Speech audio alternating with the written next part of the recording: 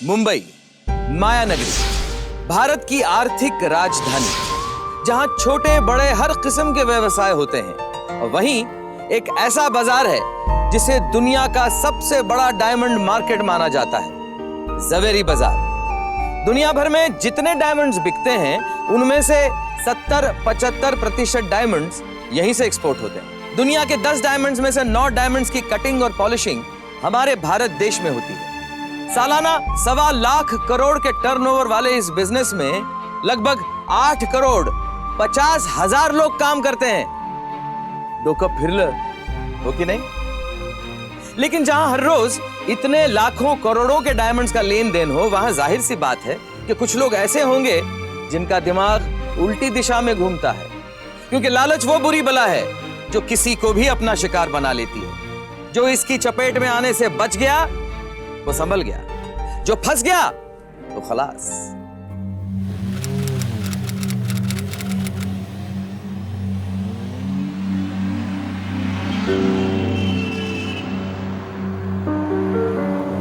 जय श्री कृष्णा भाई। जय श्री कृष्ण। सुपर डिलक्स शुभ आओ।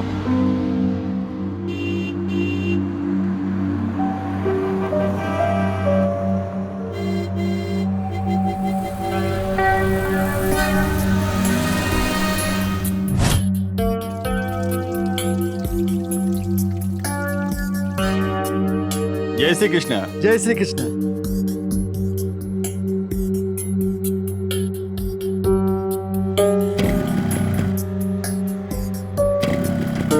धनसुख भाई, करोड़ों का बिजनेस करते हो, बाइक तो बदलो। अरे अपना तो एक ही उसूल है भाई, जब तक चल रहा है तब तक चलाओ, फिजूल में पैसा क्यों उड़ावे। ठीक है ठीक है।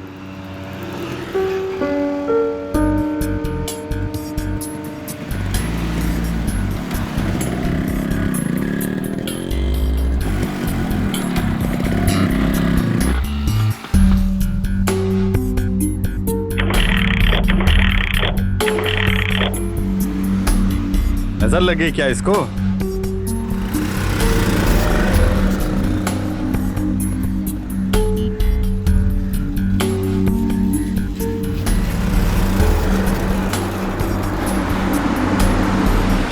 स्टेशन चलोगे? हाँ जी हाँ जी। बैठो।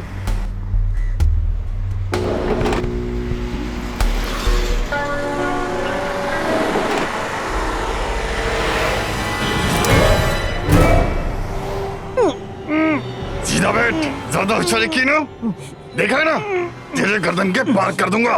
एक डायमंड व्यापारी को उसके डायमंड्स के लिए पहले किडनैप कर लिया जाता है और फिर उसकी हत्या।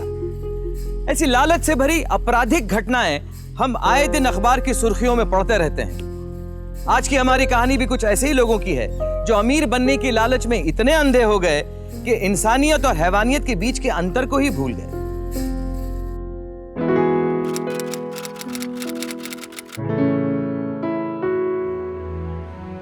ये लीजिए, ये रहा आपका टिफिन। बैंगन का भरता है, बिना मुंह बिगाड़े बस खा लेना, ठीक है? शिव बात करे जो प्राची भाभी, मोटा भाई की इतनी हिम्मत। अगर आप सिर्फ अचार और रोटी रख के भी दोगी ना तो भी बिना सोचे खा लेंगे। अच्छा, तू अपनी डायलॉगबाजी बंद कर और जल्दी कर, अपनी ट्रेन छूटी जैसे। हाँ मोटा भाई, मुझे बस टाइम पे हाजिर देखनी है हसमुख सेठ को। पता है मोटा भाई, हसमुख सेठ ने कल मुझे हीरे का पैकेट दिया था डिलीवरी के लिए। अरे वाह, ये तो बहुत अच्छी बात है। और ये क्या है, तू ऐसे फटे हुए जूते पहनकर जाएगा? लोग देखेंगे तो क्या कहेंगे? भावेश कुमार का भाई ऐसे फटे हुए जूते पहनता? एक काम कर, नए वाले जूते पड़े वो पहन ले। नहीं नहीं मोटा भाई, वो तो आपने अपने लिए लेके आए ना। अरे अब मुझे क्या जरूरत है जूतों की? मुझे तो एक जगह बैठना और हीरे किसने? अब तू बड़े बड़े लोगों से मिलेगा, डिलीवरी करेगा, तुझे ज्यादा जरूरत है, ले ले। कोई बात नहीं मोटा भाई, कुछ दिनों में तनख्वाह मिलेगी तो मैं अपने नए जूते खरीद लूंगा, थोड़े स्टाइल वाले। ये स्टाइल वाइल मारना छोड़ दे। तू जितना सिंपल रहेगा उतना ही सुरक्षित रहेगा, समझा? और तूने ये क्या कपड़े पहने? तू ये पहन के डिलीवरी करने जाएगा? अरे अरे अरे, अच्छा तो लग रहा है। और क्या कुर्ता पजामा पहनेगा कल्पेश भाई? हाँ, ये ले पकड़। कुछ नहीं पता, कुर्ते पजामे पहनने वाले लोगों के चोर जेब में लाखों के हीरे होते हैं, तो अंदाजा भी नहीं लगा सकती। हाँ हाँ, पता है कौन से लाखों के हीरे होते हैं। अरे अब आप लोग आर्ग्यूमेंट करना शुरू मत कीजिए, मैं व्हाइट शर्ट पहन के आता हूँ। खुश?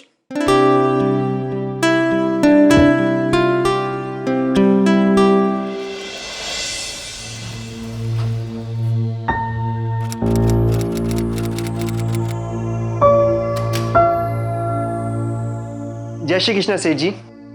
जय श्री कृष्ण बेटा। अभी गया तू? एक तू ही है बेटा इस ऑफिस में जो टाइम से आता है। बेटा तूने हर बार टाइम की कदर की, तो आज टाइम तेरी कदर कर रहा है। ये ले आज की डिलीवरी।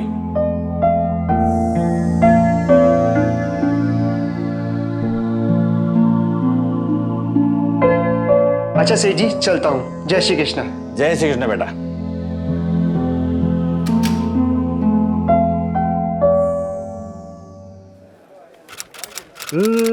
विपुल, क्या हाल चाल है भाई? कैसा है?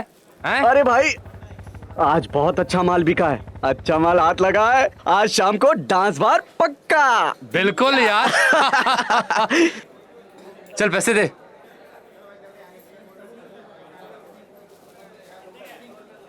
ये लो, अगला पिछला सब हिसाब काट दे। कल्पेश, चाय पिएगा? चाय? हाँ पी सकता हूँ। आजा आजा। और बता, सब ठीक है? हाँ सब ठीक है। अरे चाय देना। अच्छी चाय है। भाई तो तू हमारे साथ दारू पिएगा नहीं तो कम से कम चाय सही, क्यों? चीयर्स। और बता, ये सवारी कहाँ चली आज? बोरीवली, एक डिलीवरी है। इसका मतलब डायमंड की डिलीवरी है बॉस। बस अब हसमुख सर ऐसे खुश रहे तो आगे बढ़ने के रास्ते खुलते रहेंगे। बिल्कुल, तथास्तु। थैंक यू गुरुदेव।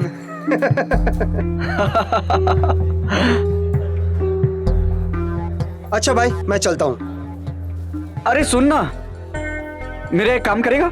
हाँ। ये जो पैसे है ना, तू अपने पास रख, मैं बाद में ले लूंगा। नहीं नहीं मेहुल भाई, मैं कैसे? एक्चुअली क्या है कि ये पैसे ना मेरी जेब में रहेंगे ना तो खर्च हो जाएंगे, क्योंकि आज मुझे एक पार्टी में जाना है। नहीं नहीं मेहुल भाई, रख ले यार। अरे ये पैसे ना मुझे गांव भेजना है यार। ठीक है। इस बाजार की नींव है विश्वास। हैरानी की बात यह है कि यहाँ करोड़ों का व्यापार सिर्फ और सिर्फ विश्वास पर चलता है। छोटी छोटी चिट्स पर बड़े बड़े आंकड़े लिखकर करोड़ों का लेन देन होता है। सालों से इस धंधे में गुजराती और मारवाड़ियों ने अपना वर्चस्व बनाया है और लगभग 90% लोग जो यहाँ काम करते हैं वो कहीं ना कहीं एक दूसरे से किसी ना किसी रिश्ते से जुड़े हुए हैं।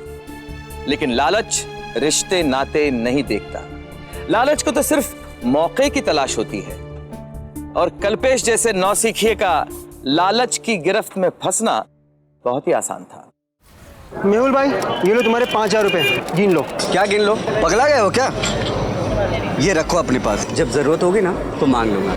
लेकिन मेरे पास। अरे इतना क्यों सोच रहे हो? ये पैसे लेकर तुम भाग जाने वाले हो क्या? वैसे भी तुम मेरे गांव के हो और तुम्हारी भाभी जो है ना वो मेरे दूर की रिश्तेदार है। अगर ये पैसे लेकर भाग गए ना तो मैं वापस ढूंढ निकालूंगा। रखो रखो, और ये लो चाय पियो, अच्छी चाय है, ठीक है?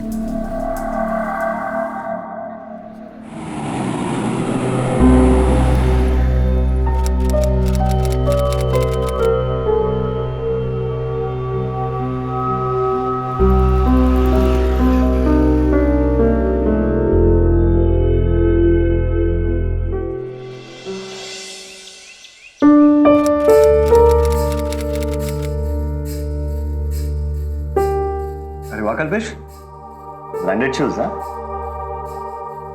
लगता है इस बार सैलरी पहले ही मिल गई। नहीं मोटा भाई, ये जूते ब्रांडेड जरूर हैं, लेकिन मैंने इसे क्रॉफर्ड मार्केट से खरीदे हैं। सेल लगी थी, थोड़े सस्ते मिल रहे थे। अरे तो मुझे ही बता दिया होता, मैं भी ले लेता। अगली बार जरूर बता दूंगा।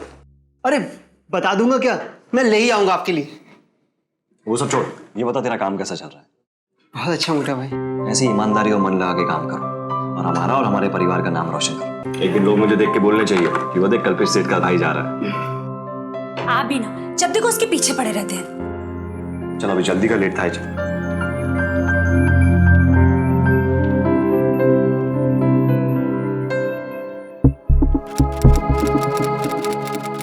सेठ जी, ये रफ कट डायमंड की डिमांड बहुत बढ़ गई है मार्केट में आजकल। सही कहा दास भाई आपने, और हमसे अच्छा माल किसी के पास है भी तो नहीं। जरा कल्पेश को बुलाइए। सेठ जी, इतना महंगा डायमंड कल्पेश के हाथ देना ठीक रहेगा? चिंता की कोई बात नहीं है दास भाई, कल्पेश बहुत जिम्मेदार लड़का है, मैंने इस मार्केट में 25 साल निकाले हैं। इंसान की आंख देखकर उसके नियत का पता लगा लेता हूं। कल्पेश की आंखों में मैंने ईमानदारी देखी है। कल्पेश को भेजना अंदर। जय श्री कृष्णा सेठ जी। जय श्री कृष्ण। आओ कल्पेश, ये एक बहुत खास डिलीवरी है, संभल कर जाना। आप बिल्कुल फिक्र मत कीजिए सेठ जी, मैं एकदम संभल के जाऊंगा। और ये रहा एड्रेस। जय श्री कृष्ण सेठ जी। जय श्री कृष्ण।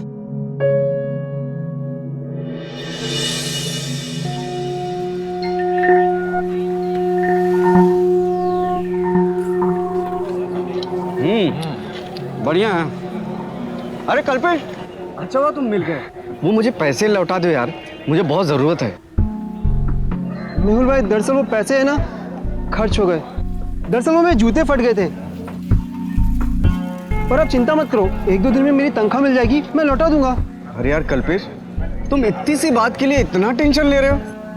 विपुल, अरे यार कल्पेश, तुम हमारे दोस्त हो, तू टेंशन मत ले, ठीक है? ये ले पापड़ खा। नहीं ठीक है। अच्छा ये एक बात बताओ, आज कहाँ जा रहे हो? बोरीवली। आहा, अच्छा, बोरीवली के बहुत चक्कर लग रहे हैं तुम्हारे। क्या बात है। अच्छा मैं लेट हो रहा हूँ, चलता हूँ, कल अरे मिलूंगा। खा तो लो यार। नहीं ठीक है। अच्छा। जय श्री कृष्ण। जय श्री कृष्ण।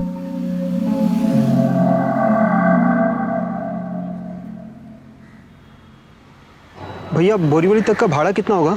400 रुपये होगा साहब, बोरीवली तक का। 400 रुपये? एक काम करो, आप मुझे नज़दीक के स्टेशन पे छोड़ दो। बेटे साहब।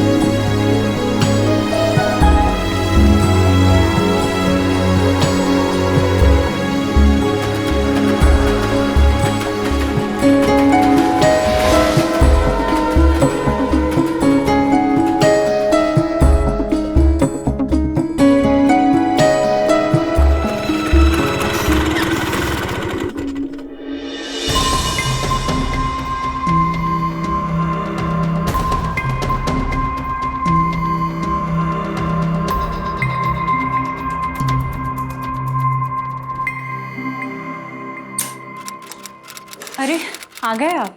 आज बहुत देर कर दी आने में। बहुत काम था आज। नहीं कल्पेश आ गया? नहीं, आजकल तो रोज ही लेट आ रहा है। लेट आ रहा? लेकिन मार्केट तो 6 बजे बंद हो जाता है। आने दो उसे, बात करूंगा मैं। आप तब तक नहा धो लीजिए। ठीक है।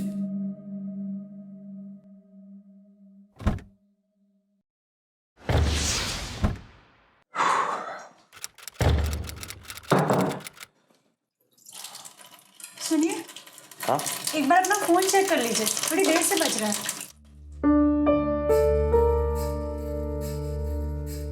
किसको इतनी इमरजेंसी है?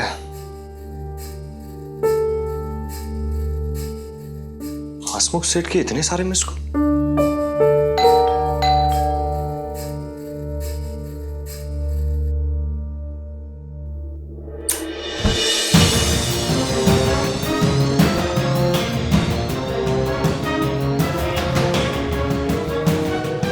सेठ जी, आप क्या हुआ? कल्पेश किधर है? कल्पेश तो नहीं आया। इंस्पेक्टर साहब, ये सब क्या कर रहे हैं आप? कल्पेश ने हीरे की डिलीवरी नहीं की है आज। 1.5 करोड़ का हीरा था। कल्पेश पर भरोसा करके मैंने उसे 1.5 करोड़ का डायमंड दिया था, लेकिन वो वहां तक पहुंचा ही नहीं। पहले ही कहा था मैंने, भाग गया होगा हीरा लेके वो। ये क्या बात कर रहे हैं दास काका? मैं मेरे कल्पेश को जानता हूँ, वो कभी नहीं करेगा ऐसा। तू ही कल्पेश का भाई है ना, और तुझे ही नहीं पता कि वो कहाँ है? देखिए इंस्पेक्टर साहब, मैं आपसे कह चुका हूँ, हम लोग भी इंतजार कर रहे हैं उसका। हाँ इंस्पेक्टर सर, आपको जरूर कोई गलतफहमी हुई है, आप हमारा यकीन कीजिए, हम लोग ऐसे लोग नहीं है। आप बोलिए ना। मैं बात करता हूँ। देखिए इंस्पेक्टर साहब, अभी देखना दिखाना बाद में। सेलार पुलिस स्टेशन लेके चले इन्हें।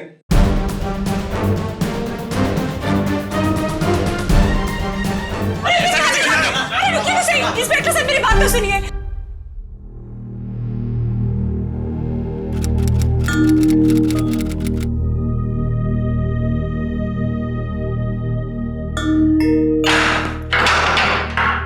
देखिए आप लोग प्लीज समझिए, अगर मेरा भाई गायब हुआ है तो जरूर किसी ना किसी मुसीबत में। पहले ये बताओ कि डायमंड कहाँ है? आप लोग समझ नहीं रहे, एक जवान लड़का गायब हुआ, आपको उसकी चिंता नहीं और आप डायमंड्स की चिंता कर रहे हो। देख, जिस दिन डायमंड का पता चल जाएगा उस दिन डायमंड चुराने वाले तेरे भाई का भी पता अपने आप चल जाएगा। अभी भी प्यार से पूछ रहा हूँ, बता दे कि वो डायमंड कहाँ छुपा है, वरना मैं आपसे कह रहा हूँ कि इस बारे में मुझे कुछ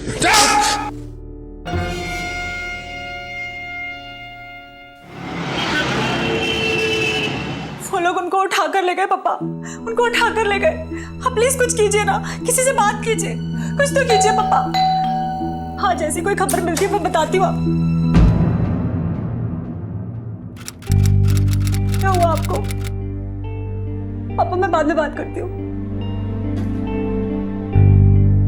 क्या किया उन लोगों ने आपके साथ?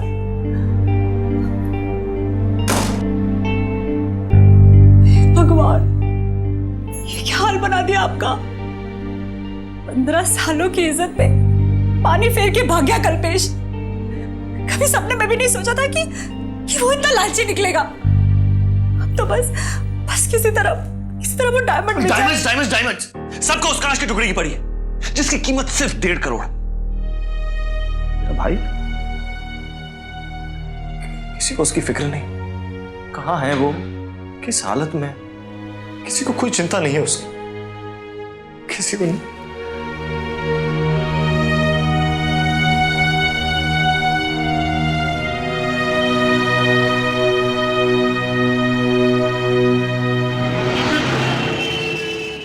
दास काका, मैं सिर्फ इतना जानना चाहता हूं कि कल्पेश डिलीवरी करने कहां गया था। देख भावेश, मैं अपने ऑफिस की कोई भी इंफॉर्मेशन तुम्हें नहीं दे सकता, माफ कर मुझे तू। दास काका प्लीज कुछ तो बता दीजिए। जो पूछना है जाकर पुलिस स्टेशन में पूछ लीजिए, जाओ यहां से। मोटा भाई, हो सकता है डीलर से कोई सुराग मिल जाए मुझे। मोटा भाई बेदिवस થઈ ગયા છે और कल्पेश का कुछ पता नहीं है। कहां से पता चलेगा? छिप गया होगा कहीं जाकर। ज्यादा दिन नहीं छिप पाएगा वो। जिस दिन मिलेगा ना उस दिन मैं। जिसके ऊपर आपने इतना भरोसा किया उसके बारे में आप ऐसा कैसे कह सकते हैं? आप लोग कल्पेश नहीं कर सकता वो कुछ ऐसा। आज उसने ना सिर्फ तुम्हारी बदनामी की है बल्कि तुम्हारी कौम को बदनाम कर दिया है। मोटा भाई वो बात को समझ, मामला पुलिस में, हम कुछ बोलेंगे तो तुम्हें भी तकलीफ होगी और हमें भी। जा अभी।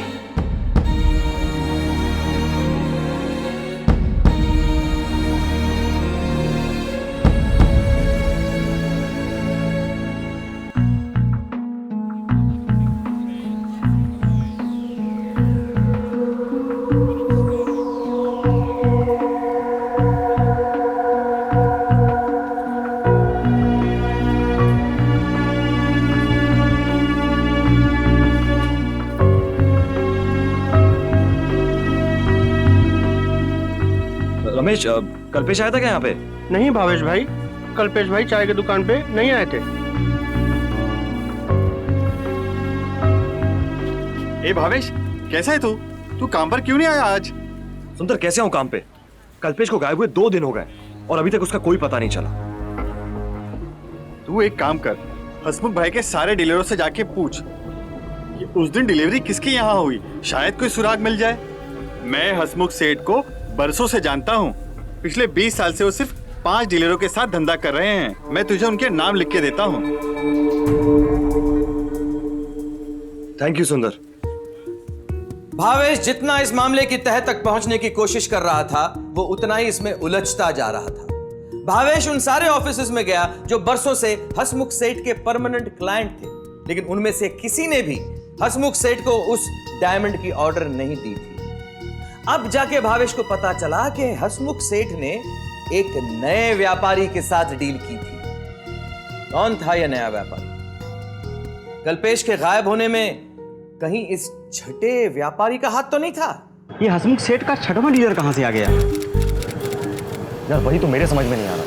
मुझे लगा शायद तुम्हें कुछ पता होगा। क्योंकि उन 5 डीलरों के नाम भी तुमने ही मुझे दिए थे। यार मेरी भी कुछ समझ में नहीं आ रहा है, मैं क्या करूं।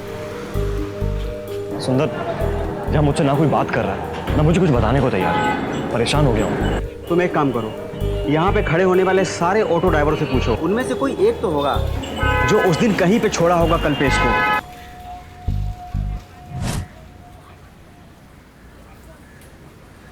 भाई साहब, आपने इस लड़के को देखा है कहीं? हाँ साहब, इनको देखा मैंने। कहाँ, किसके साथ था? कुछ उस दिन इन्होंने मुझे बोरोली का भाड़ा पूछा था।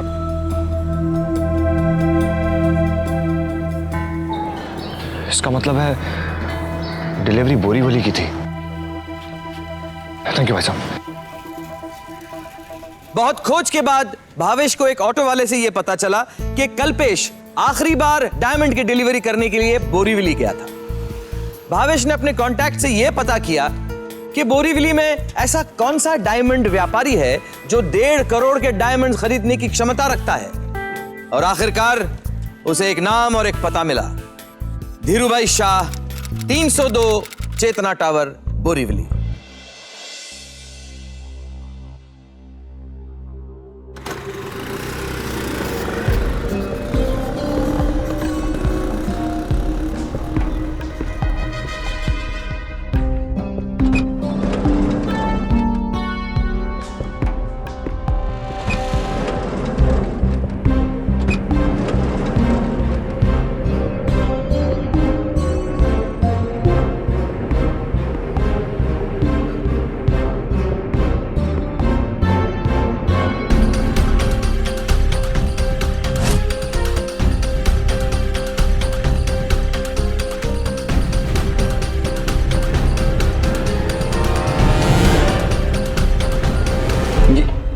ये सब क्या हुआ है?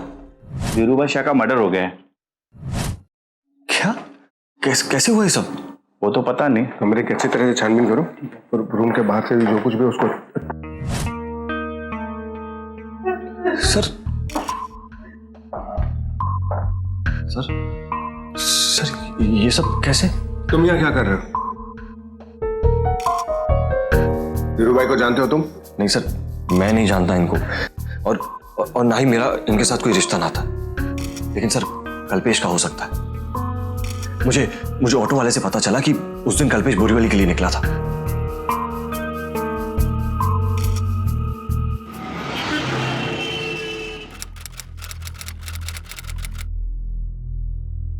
शुरू से समझाओ। हसमुख सेठ पिछले 15 सालों से सिर्फ ऐसे 5 ही व्यापारी थे जिनके साथ धंधा कर रहे थे। ये जो धीरूभाई शाह थे, ये नए थे।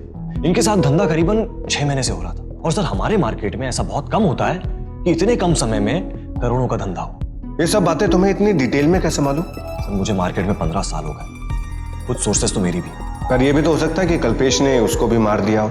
सर, ऐसा कैसे हो सकता है? कल्पेश 3 दिनों से लापता है और धीरूभाई शाह का मर्डर तो आज सुबह ही हुआ है। लेकिन जब तक कल्पेश मिल नहीं जाता तब तक वो हमारे शक के दायरे में रहेगा, क्योंकि धीरूभाई शाह के साथ उसके डायरेक्ट कनेक्शंस हैं और उस दिन वहीं जाने वाला था डिलीवरी के लिए। सर, धीरूभाई के पेपर्स वगैरह चेक करने पर एक इंटरेस्टिंग बात पता चली। पिछले 6 महीने से एक नंबर पर बहुत सारे कॉल्स किए गए हैं और उसी नंबर पर बहुत सारे कॉल्स आए भी हैं, और वो नंबर हसमुख सेठ के नाम से रजिस्टर्ड है। इसमें इंटरेस्टिंग वाली कौन सी बात है? दोनों के बिजनेस एक दूसरे से चलते थे, इसी सिलसिले में एक दूसरे को कॉल किए होंगे। मला पण तेच वाटलं सर, पण ज्यादातर फोन कॉल्स रात के 12 बजे के बाद किए गए और कुछ कॉल्स तो सुबह 6 के पहले भी हुए। ये क्या बकवास है? ये नंबर मेरा नहीं है। लेकिन ये नंबर आपके नाम से रजिस्टर्ड है। मुझे इस नंबर के बारे में कुछ भी पता नहीं है। देखिए, ये काम हमारे मुनीम यानी कि दास भाई संभालते हैं। उन्हें शायद इस नंबर के बारे में पता होगा। दास भाई कौन है? जी, हमारे मुनीम है, पिछले 20 साल से हमारे साथ काम कर रहे हैं। कहाँ है इस वक्त वो? आप मुझे बता सकते हैं? जी, दरअसल तबीयत खराब होने के कारण उन्होंने कुछ दिनों के लिए छुट्टी ली है। वो घर पर ही होंगे। क्या एड्रेस है उनका? जी, यही पास में ही रहते हैं। अपार्टमेंट नंबर 2 है, फ्लैट नंबर 302 है, और ये फ्लैट भी हमारे नाम पर रजिस्टर्ड है।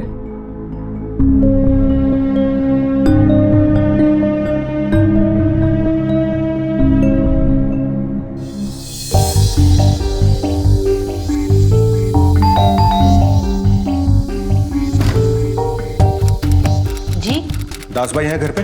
जी वो तो अभी जामनगर के लिए निकल गए। कब निकले जामनगर के लिए? अभी तो शायद वो ट्रेन में चढ़ चुके होंगे। चलो। हेलो।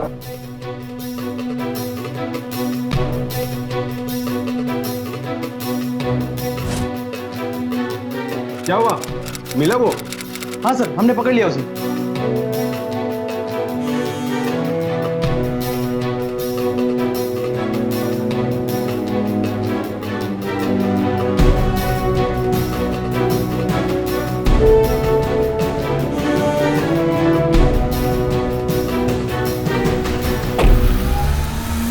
मेरे साथ 20 साल से काम कर रहा है, तूने मेरे साथ ही ऐसा किया? कहाँ है मेरे डायमंड्स? कहाँ है मेरे डायमंड्स? कहाँ है मेरे डायमंड्स? कहाँ है बताओ? जानता बसा, तुमसे घर नहीं है, बस मानते ना। सच में मुझे नहीं पता आपका डायमंड कहाँ है हसमुख भाई। हाँ, हमने प्लान जरूर किया था हसमुख भाई की 6 महीने आपके साथ कैश का धंधा करके आपके मन में विश्वास जगा लेंगे, और जिस दिन आपको हम पर विश्वास हो जाएगा, आप बगैर कैश के हमें डायमंड देंगे, हम डायमंड लेके भाग जाएंगे। इंस्पेक्टर साहब, उसने और मैंने मिलकर हसमुख भाई को ठगने का प्लान बनाया था। मैंने धीरू भाई को हसमुख भाई के सामने खड़ा किया था। उसके लिए मैंने हसमुख भाई के दिल में विश्वास जगाया था कि ये जेन्युइन पार्टी है। फिर क्या हुआ? लेकिन डायमंड धीरू भाई तक पहुंचे ही नहीं, उससे पहले ही गायब हो गए। मुझे लगा धीरू भाई के मन में लालच आ गया और वो मुझे चूना लगाना चाहते। उससे गलती हो गई इंस्पेक्टर साहब। सर, मैंने ये जानबूझ के नहीं किया, मेरे हाथों धीरू भाई का खून हो गया। भाई मिस्टेक हुआ है, मैं सच कह रहा हूँ इंस्पेक्टर साहब, मैंने ये जानबूझ के नहीं किया। धीरू भाई के घर गया, मैंने पूछा डायमंड कहाँ है, बता डायमंड कहाँ है, लेकिन वो आखिरी तक यही कहता रहा कि मुझे नहीं पता डायमंड कहाँ है, मुझे नहीं पता कहाँ है। हम दोनों के बीच में धक्का मुक्की हुई और उनका सर टेबल से लग गया और वो मर गए। साले हरामी, जवाब दे, मेरा भाई कहाँ है? बोल। भाई मुझे नहीं पता आपका भाई कहाँ है, और मतलब मुझे नहीं पता आपका भाई कहाँ है। मुझे तो ना डायमंड मिले और ना कुछ और। वो डायमंड धीरू भाई तक पहुंचे ही नहीं।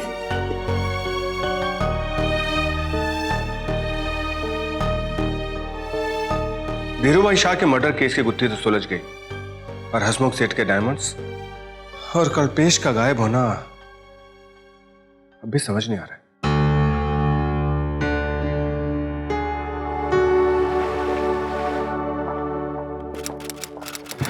सर।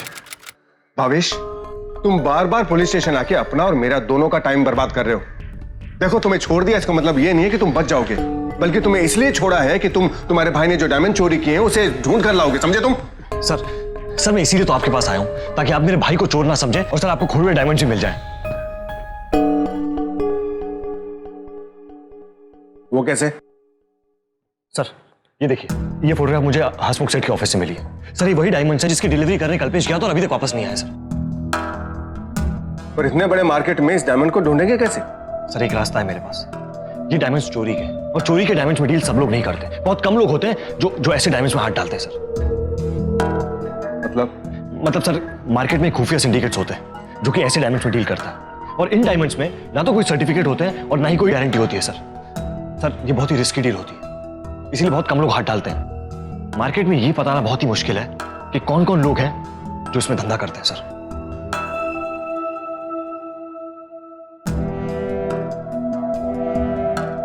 शैलार, पिछले साल डायमंड चोरी केस में किसे गिरफ्तार किया था, याद करो जरा। सर वो धीरेन भाई बोल के कोई था। पकड़ के लाओ उसे। सर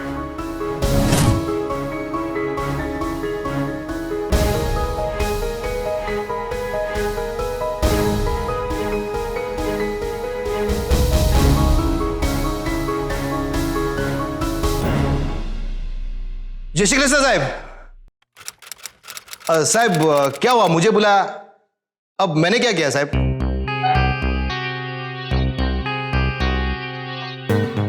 तुमने कुछ नहीं कहा धीरेन, लेकिन अब तुम्हें हमारे लिए कुछ करना पड़ेगा। बोलो ना साहब।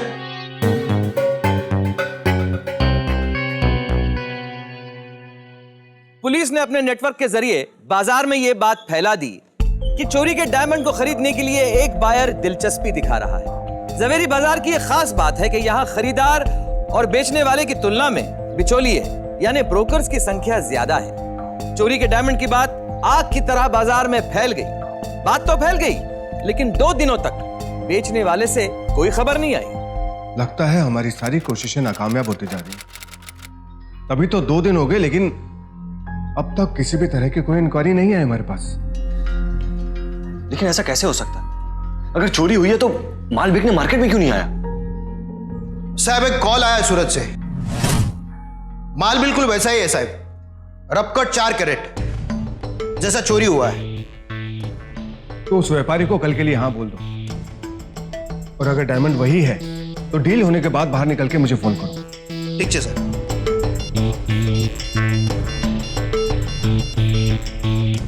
अरे मुझे रोकड़ा आज ही चाहिए, समझा? हाँ, बाद में फोन करता हूँ। जय श्री कृष्ण कांति भाई। अरे जय श्री कृष्ण, जय श्री कृष्ण। बैसो बैसो धीरेन भाई, आजकल तो बहुत नाम सुन रहा हूँ तुम्हारा। अरे सूरत की मार्केट में तो धूम मचा के रखी हुई है तुमने। अरे सेठ आजकल सूरत का मार्केट कहाँ ठंडा है एकदम, सब सारा माल मुंबई में। वो तो है भाई। और सुनाओ, बोलो तो दिखाऊं। रफ कट का 4 कैरेट का डायमंड है। बताओ बताओ ने।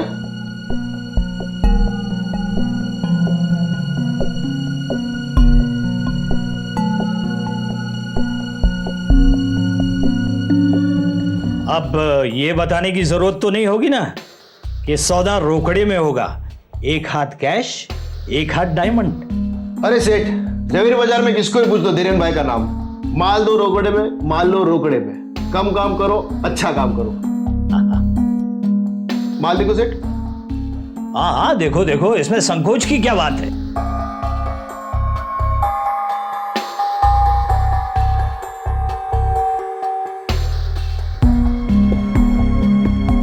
सेठ माल तो ठीक है, डील आपने होती फाइनल करो। अच्छा। आहा, मेरी तरफ से भी डील फाइनल। ठीक है सेठ, तो रजा लो है। हाँ बिल्कुल बिल्कुल। चलो। जय श्री कृष्ण।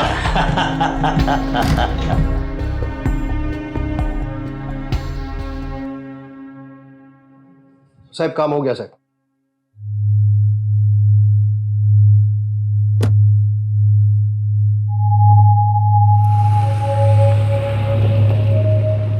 साहेब, कांतीबाईची गाडी निघाली इथून।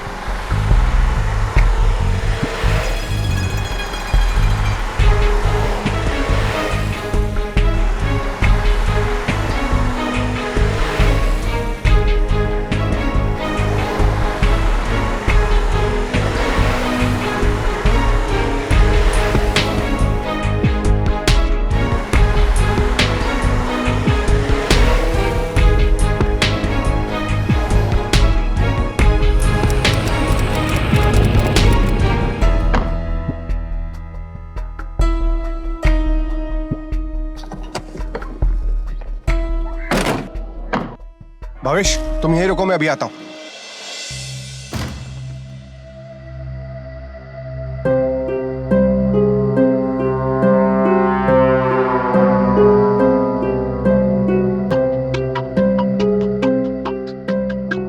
मैं बिल्डिंग पहुंच गया हूं। तुम लोग बिल्डिंग को चारों तरफ से घेर लो। मैं कांति भाई के पीछे जा रहा हूं। जल्दी, कम ऑन।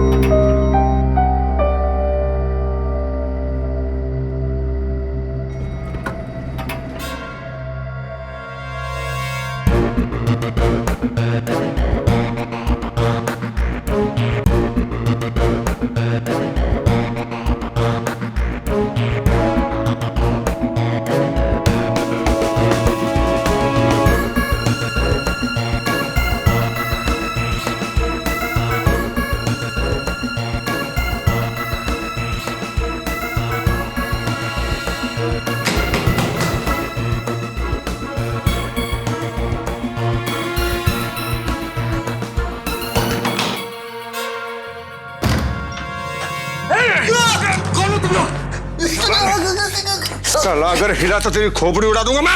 अरे कांति, तू पुलिस वालों को लेके आया? अरे पर तुझे तो बाद में देखूंगा मैं। पकड़ो इसको, पकड़ो साले को।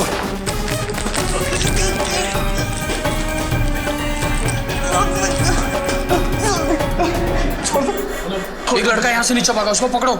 Okay sir.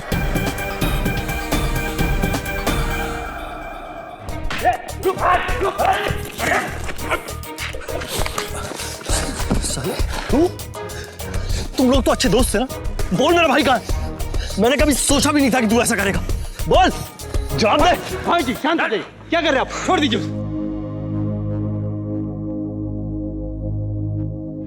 आप बहुत समय से कल्पेश पे नजर रख रहे थे साहब। उस समय से जब वो हसमुख सेठ के यहाँ सिर्फ डॉक्यूमेंट की डिलीवरी करता था साहब, तब से हमने दोस्ती की थी उससे। सोचा था कभी न कभी वो डायमंड की डिलीवरी के लिए जरूर जाएगा साहब, बस मौका चाहिए था साहब, और हमें मौका मिल ही गया साहब। हमने उसको स्टेशन पे जाते हुए देखा साहब, उसको देख के ऐसा लग रहा था साहब कि कोई खास डिलीवरी के लिए जा रहा है।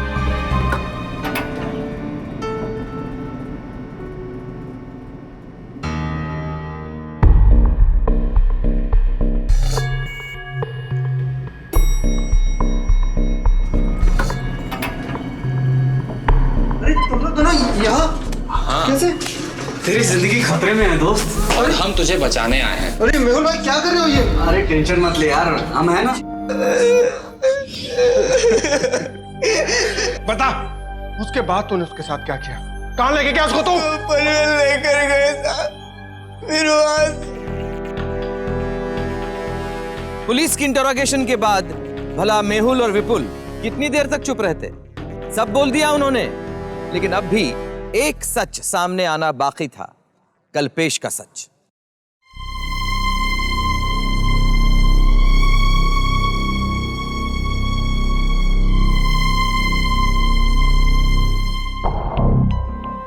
इंस्पेक्टर साहब, क्या हुआ? पता चला मेरे भाई का? इंस्पेक्टर साहब, अब बोल क्यों नहीं रहे? कुछ बताया उन लोगों ने? सर प्लीज प्लीज कुछ तो बोलिए, कुछ तो कहा होगा उन लोगों ने। Sir please.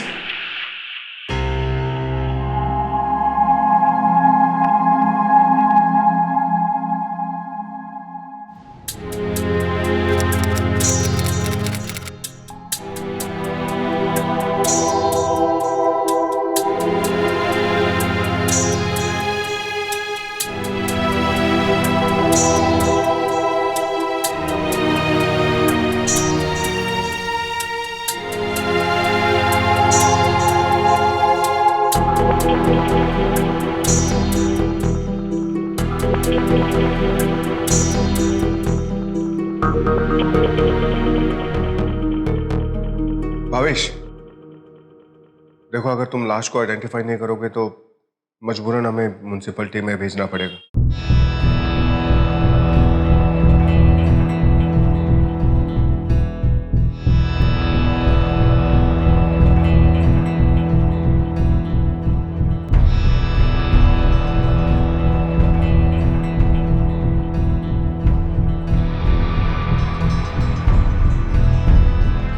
चला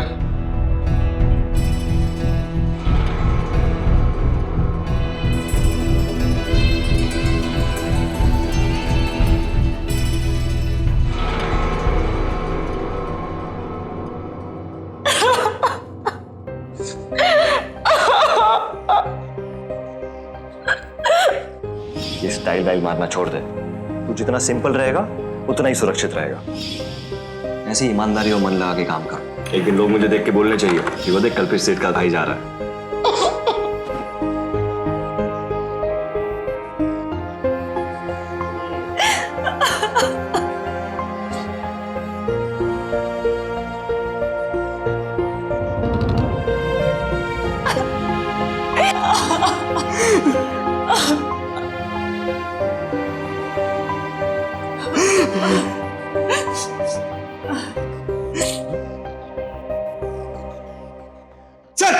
सर प्लीज हमें माफ कर दीजिए सर, प्लीज सर हमें माफ कर दीजिए। स्टॉप!